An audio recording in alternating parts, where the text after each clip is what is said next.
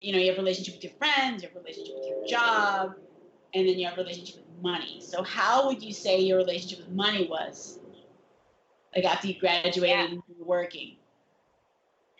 Yeah, I'd say right after I graduated and early in my career, it was almost like I had this anxiety or nervousness around money. Like there was this fear around it because I just didn't know what to, like how to manage it or really what to do with it. So, sorry.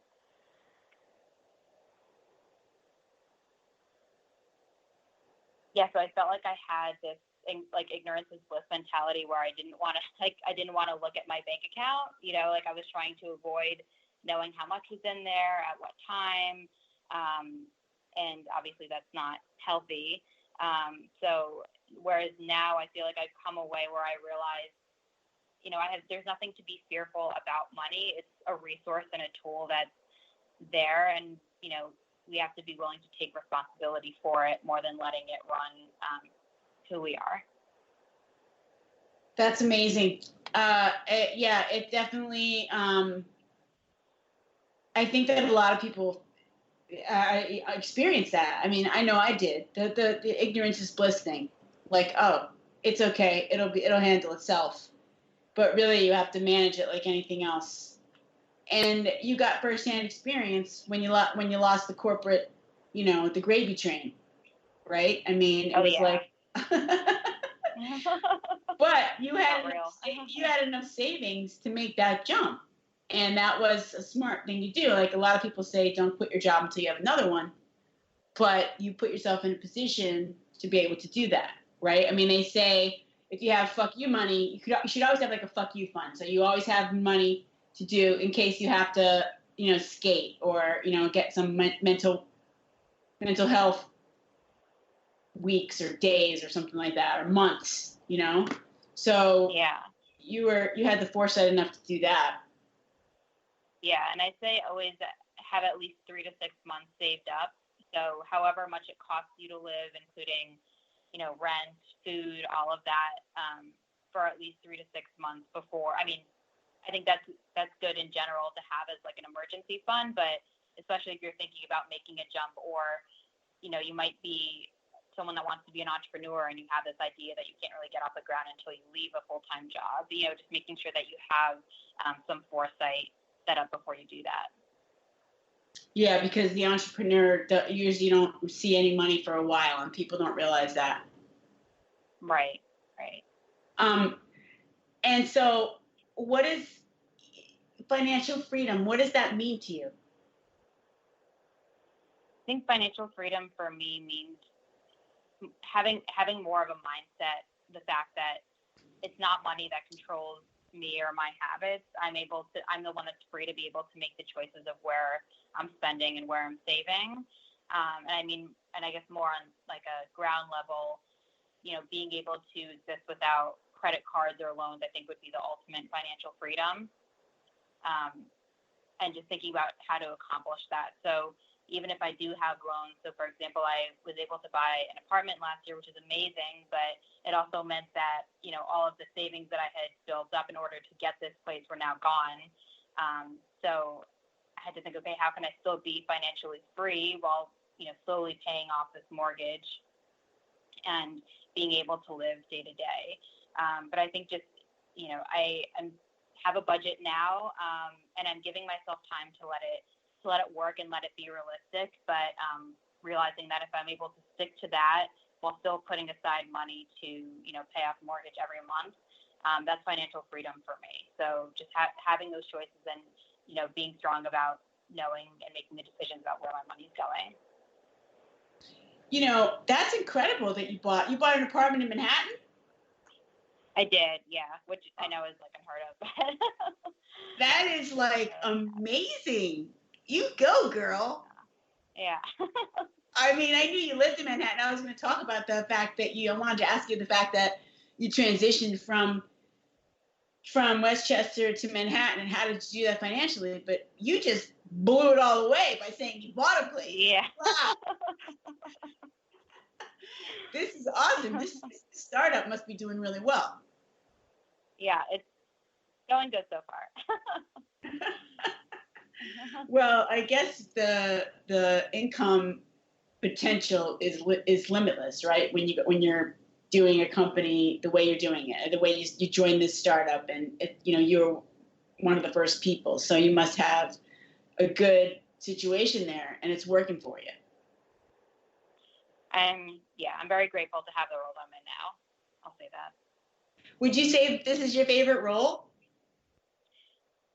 Definitely, yeah. I mean, I love it for a lot of reasons. So mainly because I'm never bored and I'm always being challenged. So, working at any smaller company, you're forced to wear a lot of different hats. So, you might be doing things that you've never done before, and kind of faking it until you make it. But you end up just soaking in so much information from the people around you, or being able to ask questions to different people. And just, handling different responsibilities. So, for example, today, in the morning, I was pulling data reports from Google Analytics for a travel client. And, later in the afternoon, I was writing, short copy and advertising copy for a beauty brand that's brand new, that hasn't even launched yet. So I think just the breadth of what I'm handling, I love sort of going back and learning about all of these different industries. We have clients that are in finance and e-commerce, so I feel like I'm learning a lot about that space as much as I'm learning about travel trends and new beauty brands that are coming out. So I kind of just enjoy soaking in all the knowledge from all of these different industries. It's so exciting to hear you talking about this. I am actually teaching a digital marketing class in the spring, and I'm going to ask you to come be a guest lecturer. How does that sound? Yes, I'd love to. Oh my gosh, you could add so much, you can impart so much knowledge. I'm so excited. So thank you for sharing your story. And this is another thing, the fact that you were able to get this apartment done. I mean, we don't have enough time to go into that details, but what would you say if people are thinking about that, the Manhattan thing? I'm going to focus on that because I always ask my guests, what's one piece of advice you would give these women as they launch? But I mean, I think so many of the college girls that I work with want to move to Manhattan. What is the piece of advice you would give them about that? I would say, do your research first when you look around. Don't negate any one neighborhood. I mean, of course, make sure it's safe. But for me, for example, so I actually was living in Brooklyn for a while, and when I was looking for a place to buy, I was convinced that I wanted to stay in Brooklyn, and I didn't want to go anywhere else. And I was looking at all these places and couldn't really find anything until I had the woman that I was working with say, hey, why don't you come look at Manhattan? Why don't you come look at this neighborhood or this one? And so I was able to explore a little bit and realize, oh wow, okay, it is nice up here. I can see myself living up here. And just trusting your gut as you go into and if you go into a space and you feel like it's going to be able to work for you, and it's the right price range, then to kind of just trust that feeling and go there first. And I think I would say too that when I graduated college, I did end up moving back in with my family for about 2 years. So that was actually how I was able to move into the city in the first place. So for the first 2 years, even as I had my internship and my job at Travel and Leisure, I would commute back and forth into the city. And it just allowed me to save, whatever I would have saved on rent and, probably some food money and things like that you don't think about needing when you're on your own.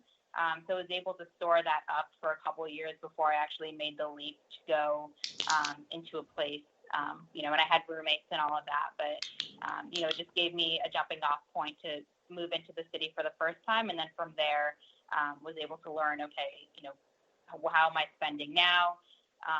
You always want to have an update on, kind of reflect every couple months how you're spending your money, because it does change, especially when you're young and you might be moving to different places or, learning to do different things. And then I guess also for Manhattan, you move into a city like this, you're always able to get involved in so many different things. There's so many places to go out. There's so many ways to spend money, but there's also ways to have an amazing time and build community without doing that. So when I first moved down to the city, I actually found things that I like to do. So I love volunteering. So I spent a lot of my time volunteering with different organizations. I would volunteer at like runners race. I used to be a runner, so I used to volunteer at races. There was a writers group at the local bookshop that was in my neighborhood, and that was of course free, but we'd meet up once a week, kind of workshop our writing. And so I found all these ways to stay plugged in and meet people and make friends and hang out without having to spend any money, which I think also just helped me naturally save more. Oh, that's great. That's fantastic advice. It's kind of like almost like same thing in college. You find a lot of things to do that are free. It's a good skill to have. Exactly. Yeah. So awesome. Okay. Well, listen, we have to wrap up, but I just want to thank you so much for, taking the time to inspire so many people. And I'm so happy for your career success. Congratulations on all that. And if people want to reach out to you, because I'm guessing there's going to be a lot of people that you could, mentor, given all of your accomplishments, what's the best way for them to reach you? Of course. So you can connect with me either on Instagram. So it's just my name spelled out at Maria PEDONE, or you can add me on LinkedIn. So if you search my name, I should be one of the first ones that pop up. Those are probably the best two ways to connect with me. And always feel free to message. If you're in the city, we can meet up for coffee, any of that. Awesome. I'm going to take you up on it myself. I want to hear what you're up to in the cooking side. We didn't get a chance to talk about that next time. Okay. Thank you so much again. And listeners, thanks for joining us on the Hero Whispers on the Money, Money, Money, Money, Money, Money series, Money with Maria. And get out there, slay those money dragons, people. Bye-bye.